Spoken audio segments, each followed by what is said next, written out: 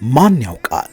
እርሶ ፍቅረኛውን የሚያገኙበት አጋጣሚ የፍቅር ፌርማታ ቢሆንስ? የፍቅር ጓደኛና የትዳር አጋር ለማግኘት ተቸግረዋል? እጅግ ሚስጥራዊነቱ በተጠበቀ ሁኔታ በፍቅር ፌርማታ የቴሌግራም ቦት በቀላሉ አጋሮን ያገኙ።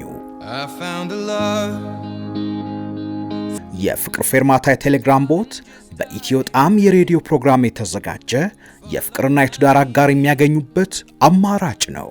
ባዮ ላይ ባለው የኢትዮ ጣዕም የቴሌግራም ግሩፕ ውስጥ በመግባትና የፍቅር ፌርማታ ቦት የሚለውን ሊንክ በመጫን መመሪያውን በመከተል በቀላሉ የፍቅር አጋሮን ያገኙ።